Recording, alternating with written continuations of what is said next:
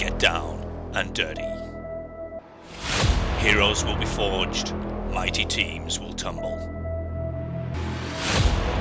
In one of the most unloved and underused areas of Autopia, we take on Road to Ruins Reverse.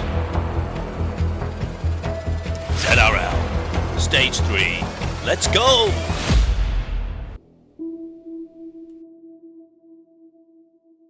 The course for Stage 3 is 30 kilometers long and has 276 meters of elevation, but that hides the fact that the second climb will feel a lot tougher because a good proportion of it is on gravel. Gravel increases your rolling resistance and slows you down. I've done this lovely map up here to show you where the gravel sections are. They're indicated by the pooey brown, and you'll see there's a short section of gravel up the dirty suppressor, and then another short section towards the end, and then a big brown lump in the middle. Like everything else, bike choices used to be a lot more fun in the good old days. Everyone would have been talking about whether we should do a bike swap, when you should do a bike swap, how you should do a bike swap, but you shouldn't do a bike swap anymore. They have changed the differential rolling resistance to be a lot less, so you get a lot less benefit by being on a gravel bike on gravel nowadays. So, bike choice I would go for this week, a new choice, I would go for the Pinarello Dogma F 2024 with the DT Swiss Arc 62 wheels. So quite climby, but not very climby. There's enough flat, descent, etc. that you really can't afford to go too climby on this route. Or you could just go with the Tron. Pink Tron is the fastest. Just like Mozart, McCartney and Cardi B, I am known for writing all the best notes, and I haven't let you down again, so if you head along to my Google Drive, you can download the Recon notes for this week, and it contains sort of key information, including that you get 2 power-ups this time, and they will both be steamrollers, and you will be given them in the first and 18th kilometre of the race. And it also tells you that the climbs come at 9 kilometres, that's the steep bit of the epic bypass up to the bridge. You start the bridge bit of the climb at 9.7, and then the second climb starts at 18 kilometres. There's a bit of a plateau in the middle, and then the final ascent comes at 21 kilometres. The Steamroller power-up works by reducing your rolling resistance for 30 seconds. It's slightly more effective when you're going slow, so I would save it for a steep bit. So the first one that you get in the first kilometre you could use at the dirty suppressor at 5 kilometres to save some energy, make sure you stay on, or you could save it for a little bump approaching the bridge at 13.5 kilometers, or indeed on the bridge itself, which doesn't have the greatest roller resistance, but it is probably the steepest section that you'll come across in the before you get the second power up. The second power up I would try to use it whenever you need to, really, on the gravel bit of the second climb, but I would try and use it. There's a steep bit at about 19.9 kilometers, a sustained steep section, about 4%. Could be good to use then. And then if you all use it, all, I don't know, 2,000 of you or whatever it is who watch this video, then you'll probably have some other people who'll help you, and then you're getting a little breakaway, and it'll be all like, oh, we all watched Zwifty's video and we all got away together, and everyone will be a little happy family, and you'll all go and win the race together, and it'll be lovely. Do let me know if that happens. It's not very likely though, is it? Riding on gravel outside is not very comfortable. But I'll tell you what is very comfortable. LevelVelo's cycling clothing. Suppliers of awesome cycling gear. Get yourself down to LevelVelo. Feel like a pro. This race is a scratch race, so the points are pretty simple. You get 1 point per position, and that's pretty much it. The key to winning a scratch race is working as a team.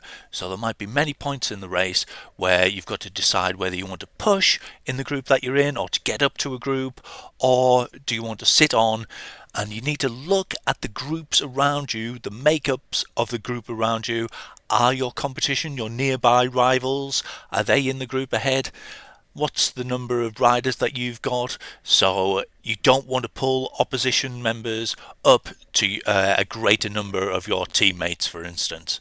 So think like a team, communicate, get yourselves on Discord and work out your strategy in real time. There haven't been many races on this course which have made their way to YouTube. Very unused course really. So I've taken the footage from this, I think quite old race, maybe about a year ago, from a guy called Amarovs, and he's a great exponent of the draft, so you may well learn a thing or two just by watching how he positions himself. And I think he's on, looks like he's in Evo top, or maybe it's Velo, I don't know. But yeah, it's quite a calm start. You go through the volcano, you've collected your first steamroller right on the beach, and it's all quite flat, little descent there. Take a little rest, and we make our way out to the dirty suppressor, and that starts at 4.9k, so you want to get yourself towards the back like Amarovs does here, and he manages his position really well, keeps in touch with the front but doesn't put out any more effort than he needs to, and just sticks it really. Gets given some pretty poor lines. Oh, got a good one there though, nice inside corner. Yeah, those two riders are never going to go all the way, so wisely sticks behind the main chasing pack, getting the maximum amount of draft whilst staying in touch with the front. No danger of being behind a split. Perfectly done there. Couple of annoying little bumps after that, and then we make our way down the hairpins, and the epic KOM looms in the distance. We're only doing the bottom half of it, and it starts at 8.9k. You've got this really steep bit, it's about 8% most of the way up, little increases on the corners, little drop down on this section, up again, up to 12% on that corner, eases off a bit here, back up to 8%, and then we hit the bridge of Fade-in Watts, and that's a sort of 3% section fairly consistently, and then there's rollers after that. Actually, it's not roller really, it's called Windmill Hill. It's all up around 2-3%. Try and stay in touch if you possibly can. Get in whatever group you can for this descent, because after this descent it's going to be very hard to catch on. There is a little plateau in the middle of this descent. That's about here, about 12.8 kilometers. Goes on for about half a kilometer or so. Little bump there. Might want to use your steamroller there. It will be of some benefit in this section, but chances are that whoever was in a group approaching this descent will likely stay together. Could use a steamroller to try and get away, but I would imagine most people will use it to either on the dirty suppressor or just to stick together. And then we hit the bottom of the valley at about 16.8 kilometers. A little bit more gravel here, and you collect another steamroller at 17.3 kilometers. And then we make our way towards the second climb, which starts at 18.1 kilometers. Quite it's not very steep to start off with, but people will start making efforts fairly early on. I would try and keep your steamroller until later, but if you need to use it to catch any early efforts, then so be it. It is slightly up and downish. Our hero here is doing a great job of just sort of staying in touch, but getting whatever draft is available. Not a lot of draft on these slow climbs. You see he's going, it's a B category rider, and he's going at about 20 to 25 kilometers on most of it. Obviously picks up a bit after the little drops, and yeah, there is this plateau in the middle at 20.6 kilometers. That takes us to where it starts again at 21.3. Again, he's doing a great job of getting maximum draft while staying in touch, and I would advise using the steamroller at 20.9 kilometers. Oh no, sorry, 19.9 kilometers. And yeah, we get to the top of this windmill climb again, and that's the tough bit of the race done, really. Long descent.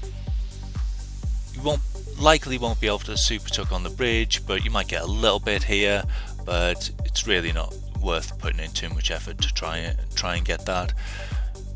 Short section of gravel there, but not really the place to use your steamroller when you add all that climbing. Through the tunnels and heading back towards downtown Watopia, and then the ramp to the tunnel comes at 28.3 kilometers, and then we're into the last 1.5k of the race. There is a little bump here with well, it'll be just under 1k to go, because this is actually a custom finish. Little bump there that you might want to make an attack, but all out from the bridges. This was a custom finish, so lots of people lost positions when they didn't realise that where the banner was. But yeah, that's his race, and he did a great job. The very best of luck to you on this tricky little minx of a course. I hope you all triumph.